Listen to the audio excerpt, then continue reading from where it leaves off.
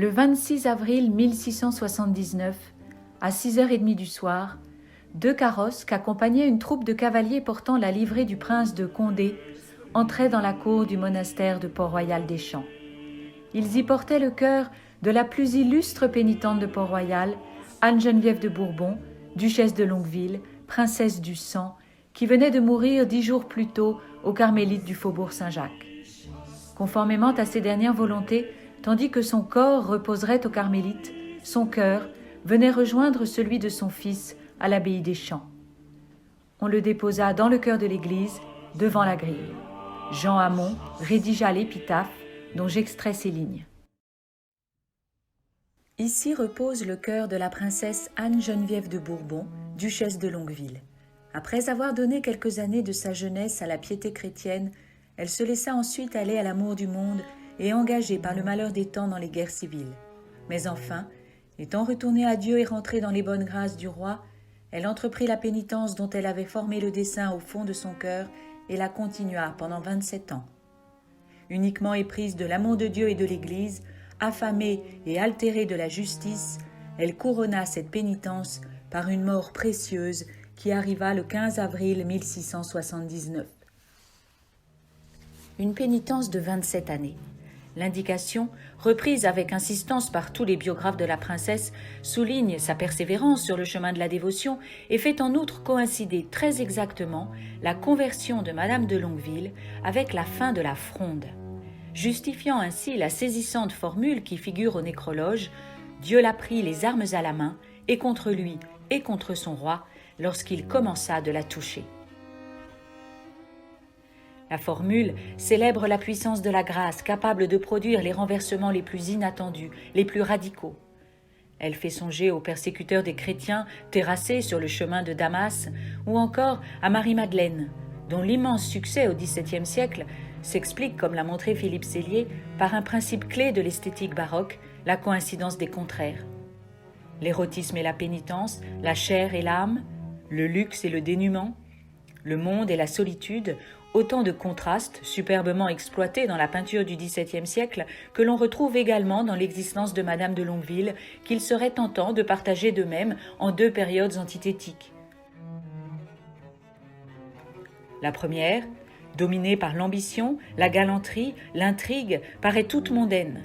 C'est l'époque où, encensée pour son esprit et sa beauté éclatante, la jeune femme fréquente l'hôtel de Rambouillet au rendez-vous des beaux esprits, en compagnie de son frère, le duc d'Enghien, futur prince de Condé, déjà auréolé de sa victoire à Rocroi, et où bientôt elle tranchera la querelle des sonnets en faveur de voitures, tandis que les Scudéry lui dédient leur nouveau roman, Le Grand Cyrus.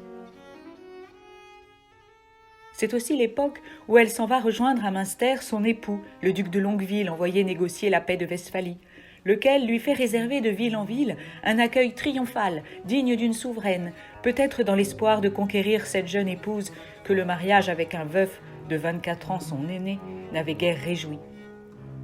C'est l'époque, enfin, où la princesse s'engage dans la Fronde avec son amant, le prince de Marsillac, futur duc de la Rochefoucauld, accouchant dans Paris assiégé du fruit de leurs amours et intriguant avec fureur. Après avoir vainement tenté de soulever la Normandie pour obtenir la libération de ses deux frères emprisonnés, la jeune femme s'enfuit à Stenay rejoindre Turenne et négocier avec les Espagnols. Pour finir, après un court répit où elle règne de nouveau sur Paris, elle reprend la lutte depuis Bordeaux, où la surprendra l'accord de paix. De cette première période de la vie de Madame de Longueville, on pourrait dire ce que Madame de Lafayette dira de la cour des Valois dans La Princesse de Clèves : l'amour était mêlé aux affaires et les affaires à l'amour. Avec la fin de la Fronde, commence pour la jeune femme de 34 ans une existence tout autre, placée sous le signe de la dévotion et de la pénitence, où la princesse, renonçant au triomphe d'aucune sorte, nous est décrite remplie de sentiments fort humbles, réformant son intérieur, pratiquant la charité et affligeant son corps par des austérités qui, dans les premiers temps, allaient, je cite M. de Pontchâteau, jusqu'à coucher sur la dure, prendre la discipline, porter une ceinture de fer. Dans une lettre à sa fille, Madame de Sévigné opposera la discrétion de l'humble pénitente à l'attitude de certains convertis de fraîche date qui se répandent dans le monde pour prêcher et gronder. De la part de cette sainte et pénitente princesse, je cite, « Point de sermon, Point de gronderie, mais des réflexions, des conversations chrétiennes avec ses amis. Elle n'oubliait point son état, ni les abîmes dont Dieu l'avait tirée. Elle en conservait le sentiment pour fonder sa pénitence et sa vive reconnaissance envers Dieu. C'est ainsi, conclut la marquise, que l'on conserve l'humilité chrétienne et que l'on fait honneur à la grâce de Jésus-Christ. De l'héroïne de la Fronde à la pénitente retirée du monde, la métamorphose est spectaculaire, et d'autant plus surprenante, note l'éditeur de sa première vie, que le passage de l'une à l'autre fut presque subit. Arrêtons-nous aujourd'hui sur ce que dissimule ce presque. Un tel diptyque demande assurément à être nuancé.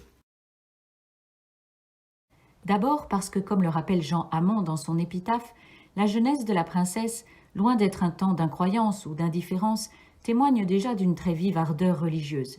Dans son enfance, Anne-Geneviève, qui accompagnait sa mère Charlotte de Montmorency chez les Carmélites du faubourg Saint-Jacques, voulut y prendre le voile. Elle fut confortée dans ce projet par le père Lejeune, un jésuite devenu par la suite missionnaire au Canada. Mais les parents de la princesse s'opposèrent à sa vocation et décidèrent de la faire paraître dans le monde. On raconte que la jeune fille, devant se rendre au bal, y porta, dissimulé sous sa parure, un cilice que lui auraient procuré ses amis carmélites.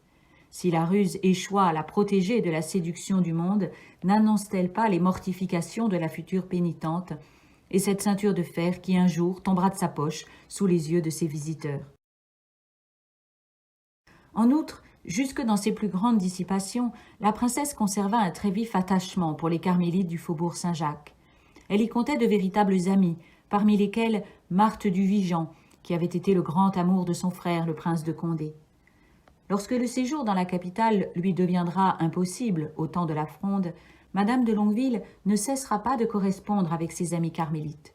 Ce commerce épistolaire entre les religieuses et la frondeuse, dont la liaison avec le duc de La Rochefoucauld était probablement connue et qui venait d'être déclaré criminel de lèse-majesté, peut étonner aujourd'hui. Or, non seulement il nous montre la jeune femme toujours sensible aux consolations spirituelles que pouvaient lui offrir ses correspondantes, mais il permet de déceler les premières manifestations d'une inquiétude, elle-même avant-coureuse de conversion.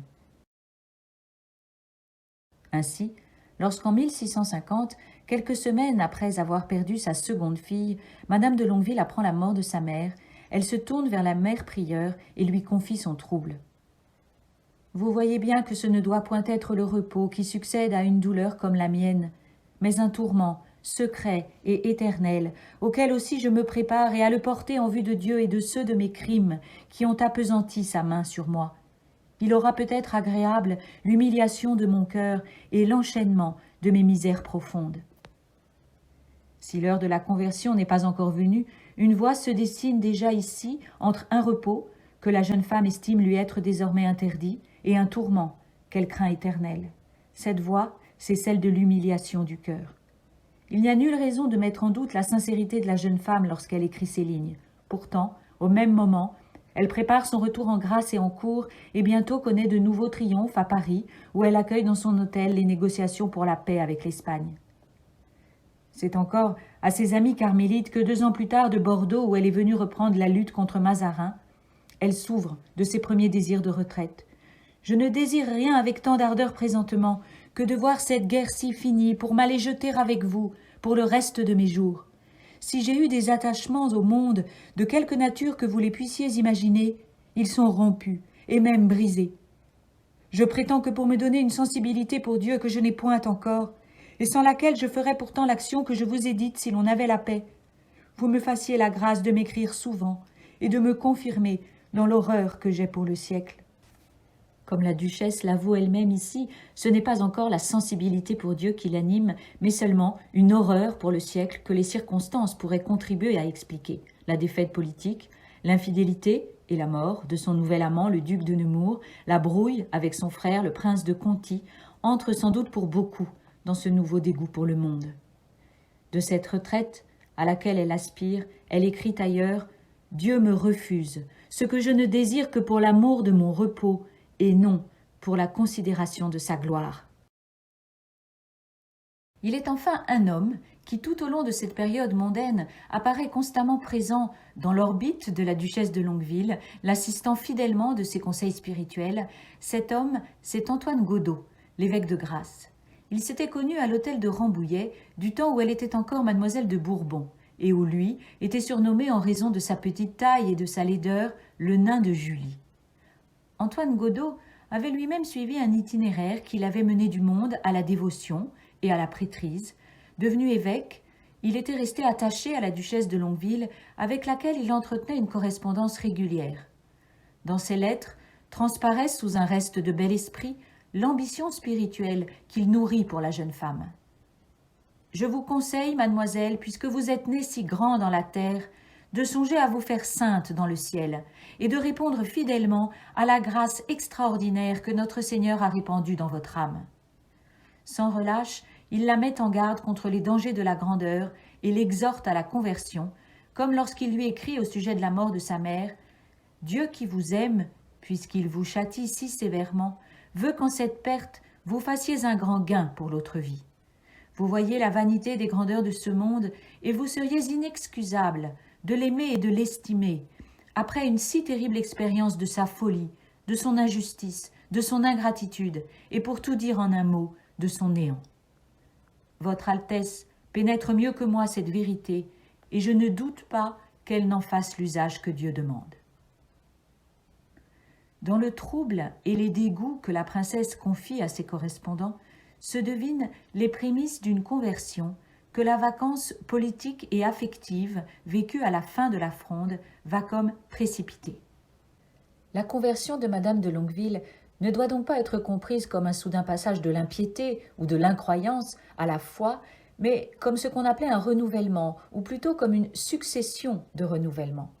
C'est ce terme que la duchesse elle-même utilisera pour dire le soudain bouleversement qu'elle va connaître après avoir quitté Bordeaux à l'été 1653.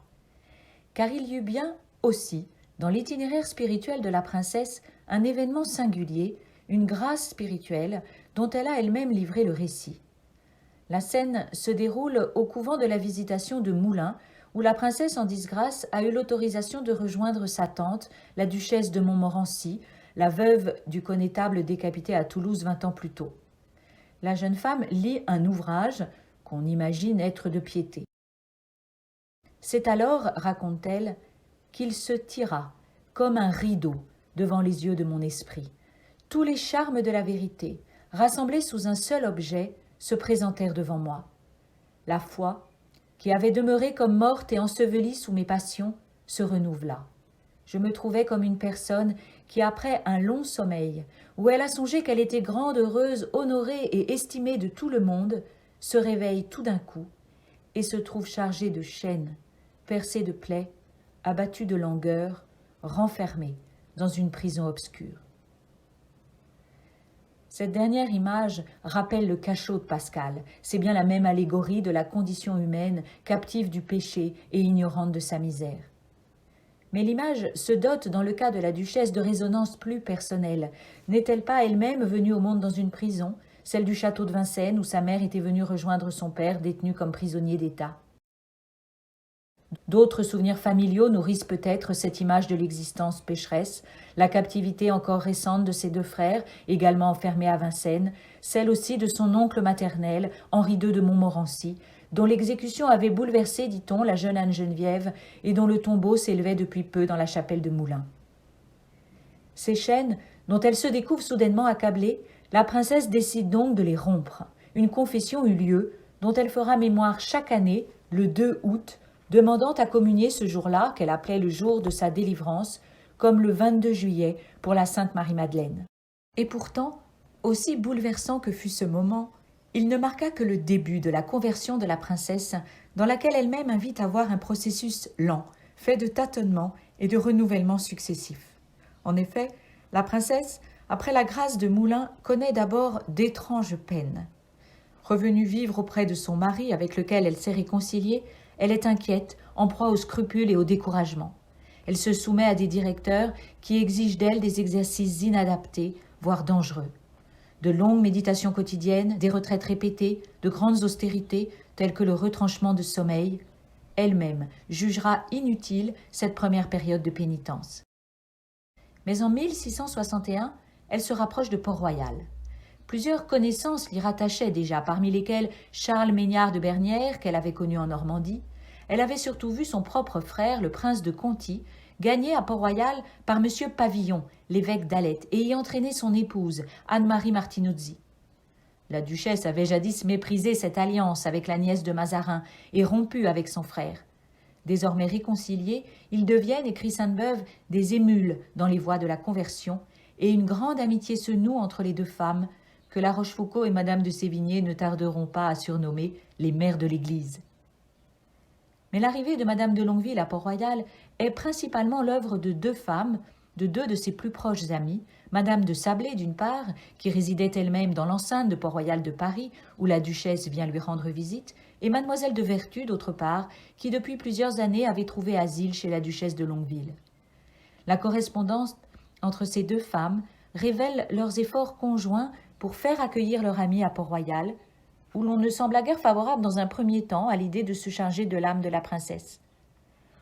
Au mois d'avril 1661, Madame de Longueville est reçue par la mère Angélique, qui confesse « Tout ce que j'ai vu en peu de temps de cette princesse m'a semblé tout d'or fin. » Finalement, Madame de Longueville obtint d'être dirigée par Antoine Singlin. Celui-ci se trouvait alors sous le coup d'une lettre de cachet l'exilant en Bretagne qui l'obligeait à se cacher. Il finit toutefois par accepter de rencontrer la princesse et pour se rendre à l'hôtel de Longueville, situé à proximité du Louvre, il n'eut pas d'autre choix que de se déguiser. Il quitte la soutane, revêt le manteau court et la perruque. Nicolas Fontaine justifiera dans ses mémoires cette innocente ruse. N'était-il pas après tout le médecin dont il avait pris l'apparence, un médecin non des corps mais des âmes? L'entretien dura 3 heures, à l'issue desquelles la duchesse apparaît à ses proches comme transformée. Le 24 novembre 1661, Antoine Singlin reçoit sa confession générale. Devenu son directeur, il exige d'elle qu'elle reste dans le monde pour s'occuper de ses affaires et réparer ses fautes, plutôt que de se mortifier par des peines corporelles. Sa maison et sa famille, explique-t-il, devaient être sa principale pénitence. Il règle ses journées, réforme son train de vie, mais ses exigences sont souvent moins rigoureuses que celles de ses prédécesseurs. Il l'invite surtout à s'attaquer à la racine de son mal, à cet orgueil qui avait été le principe de tous ses égarements. À l'occasion de la retraite qui suivit sa confession générale et qui devait la préparer à la communion, Antoine Singlin fit rédiger à la pénitente un journal spirituel dont le texte nous est parvenu. La princesse mentionne les exercices qui lui ont été demandés, comme la récitation des 7 psaumes pénitentiaux répartis sur différents moments de la journée et suivis d'un quart d'heure de méditation, et le partage de son temps entre la prière, la lecture et le travail des mains, en veillant à garder le silence. Si la princesse y confesse quelques fautes, comme d'avoir cédé à la répugnance de ne pas manger une chose qui n'était pas à mon goût, elle s'y applique principalement à dénoncer les ruses de son amour-propre, et ce, jusque dans son apparente docilité envers son directeur. Dans une formule saisissante, elle dit redouter que son orgueil ne se transforme, s'il faut ainsi dire, en ange de lumière, pour avoir de quoi se nourrir, craignant par exemple que n'entre dans l'aveu de ses fautes le désir d'être rassurée par son confesseur, voire estimée pour la sévérité dont elle fait preuve contre elle-même. Je veux dire que je me défigure en partie pour m'attirer le plaisir de connaître qu'on croit plus de bien de moi que je ne pensais. Un peu plus loin, elle s'interroge. Il m'est venu encore une pensée sur moi-même, c'est que je suis fort aise par amour-propre qu'on m'ait ordonné d'écrire tout ceci, parce que sur toute chose, j'aime à m'occuper de moi-même et à en occuper les autres, et que l'amour-propre fait qu'on aime mieux parler de soi en mal que de n'en rien dire du tout.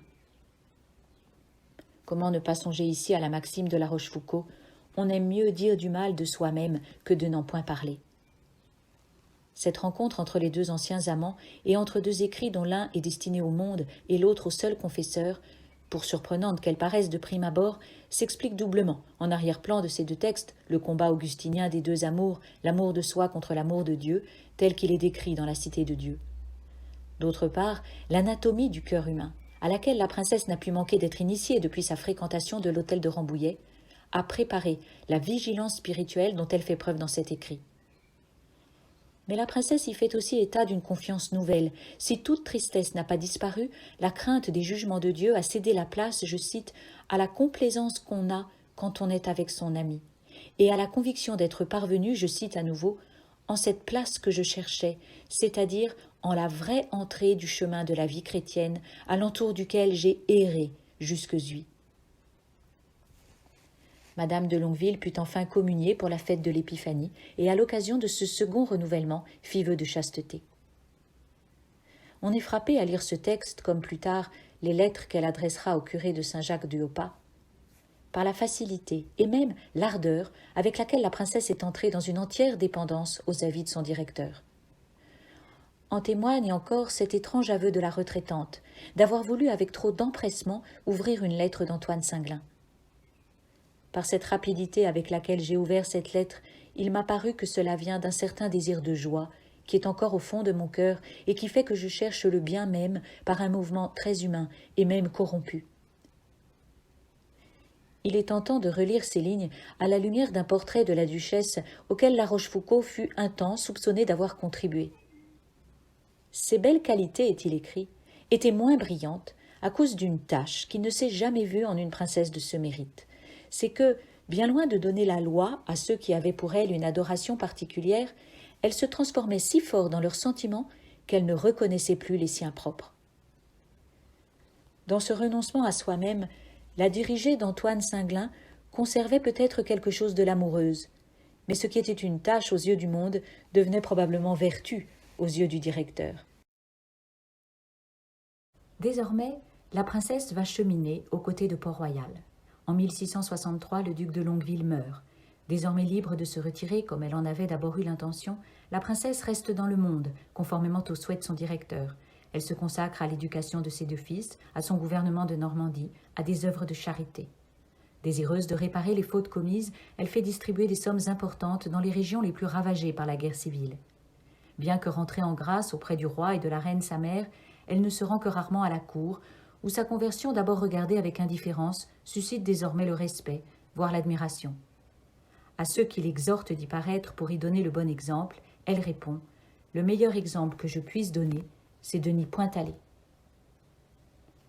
Surtout, la duchesse de Longueville devient dès lors la protectrice du monastère persécuté. On ne saurait, dans le cadre de cette minute, rendre un compte fidèle du rôle qui a été le sien dans la défense de Port-Royal, mais force est de constater qu'elle paraît avoir conservé après sa conversion un goût du combat et même de l'intrigue qui trouva à s'employer au service de Port-Royal. Qu'elle ait rejoint Port-Royal en 1661, qui est l'année même où la tempête commence à s'abattre sur le monastère, n'est sans doute pas un hasard. Pour les amis du monastère, ce fut l'œuvre de la Providence qui leur procurait ainsi une protection inespérée. Mais à en croire l'intéressé dans ses lettres à Madame de Sablé, c'est précisément la disgrâce éprouvée par les amis du monastère qui l'aurait entraîné vers Port-Royal. « Le vacarme qui se fait chez vous ne m'empêchera pas d'y aller, écrit-elle. Quand je n'aurai pas eu ce dessein, je le prendrai là-dessus. » Ou encore, je n'ai point perdu la pensée d'aller demain dîner chez vous, car outre l'envie que j'ai toujours de vous voir, j'ai encore celle de voir ces pauvres filles, c'est-à-dire la mère Angélique, avec laquelle cette disgrâce m'a déterminée de faire connaissance. La princesse paraît gagnée à Port-Royal par une sourde attirance pour une cause persécutée sinon perdue. La pénitente conservait quelque chose de la rebelle. Elle-même allait bientôt attirer à son tour de nouvelles personnalités à Port-Royal, comme son médecin, Denis Dodart, qui, devenu veuf, confiera son unique fille aux religieuses et à qui Racine, mourant, remettra le manuscrit de l'abrégé de l'histoire de Port-Royal. L'hôtel de Longueville devient alors, selon le mot de Sainte-Beuve, le haut cabinet du parti. La duchesse y tient une nouvelle espèce de salon où l'on se préoccupe du sort des religieuses persécutées, de la traduction du Nouveau Testament par M. de Sacy, de la rédaction de mémoires à soumettre au roi. Ainsi, lorsqu'en 1664, 12 religieuses sont enlevées du monastère de Paris, la princesse demande que lui soient adressées des relations de l'événement, mais dicte le ton qui lui paraît le plus approprié à l'usage qu'elle en veut faire.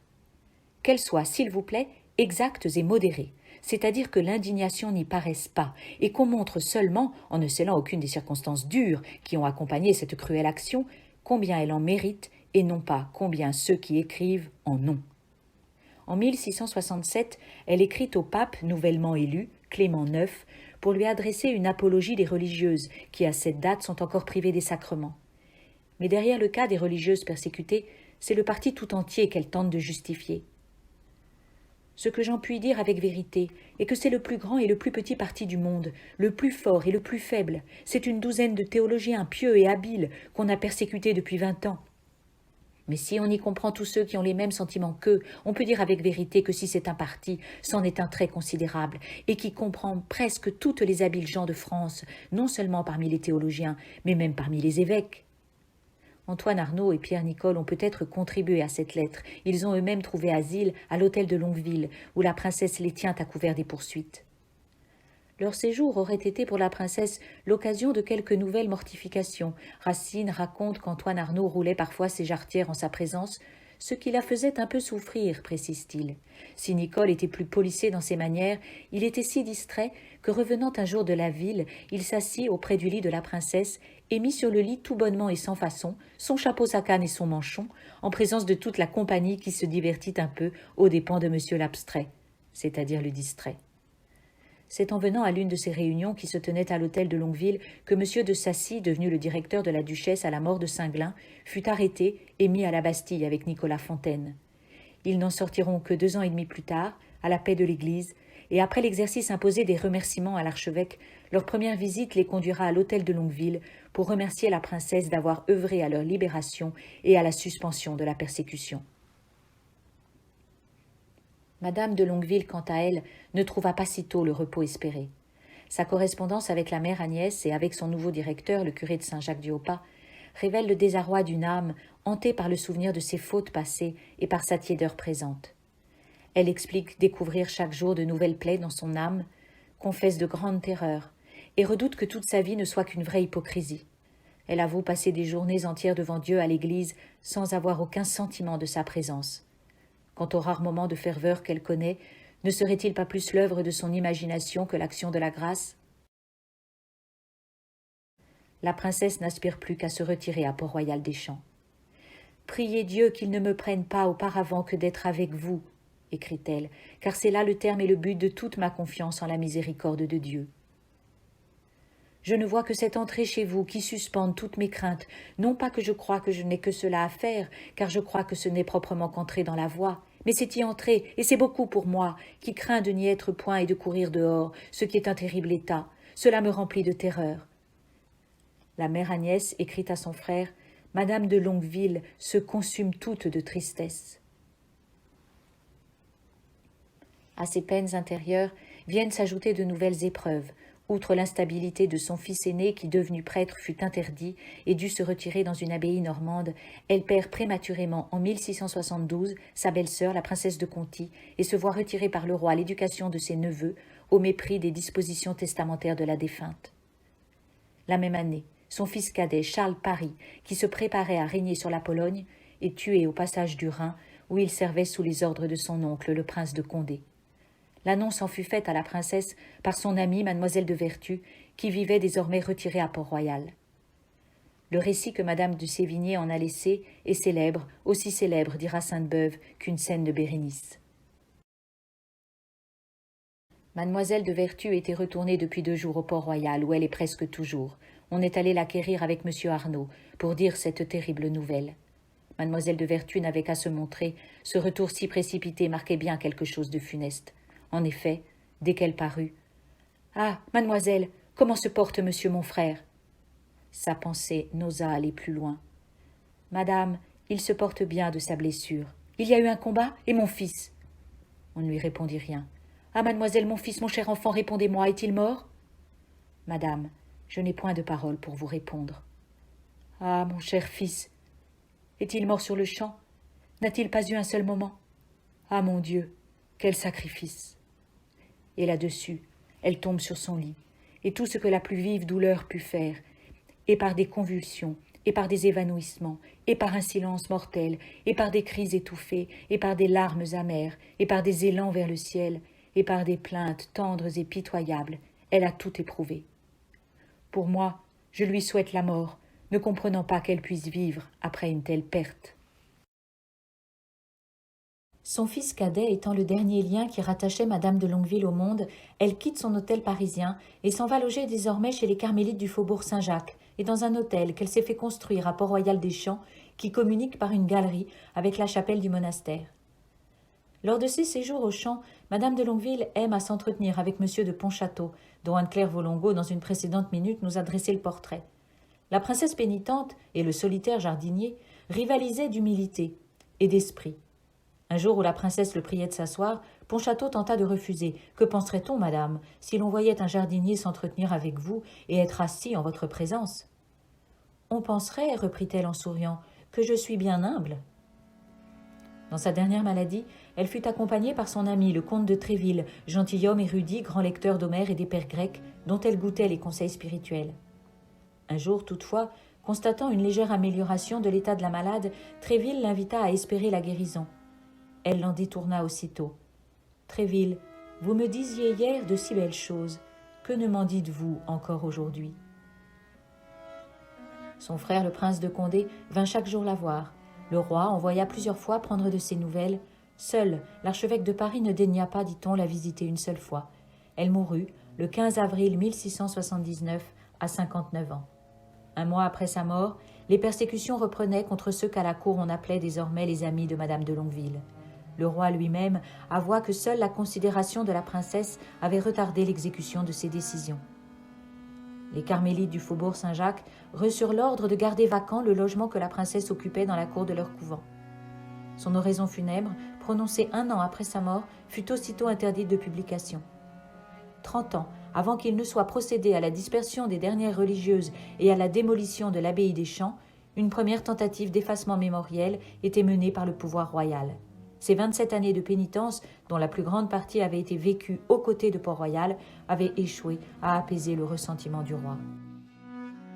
Mais ce n'était pas là la réconciliation à laquelle aspirait la princesse, elle qui écrivait dans ses heures de trouble « Après avoir quitté Dieu si honteusement, il n'est pas juste que je le retrouve dès les premiers moments de la faible recherche que je fais de lui, et pourvu qu'à la fin de ma vie je ne me trouve pas séparée de lui, c'est beaucoup pour moi. »